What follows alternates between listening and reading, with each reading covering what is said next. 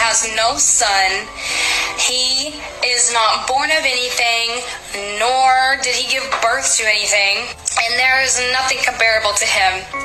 This is also a verse, or this is a chapter in the Quran, and it goes like this: Bismillahirrahmanirrahim. Qul huwa Allahu ahad, Allahu samad, lam yalid wa lam yulad, wa lam yakun lahu kufuwan ahad.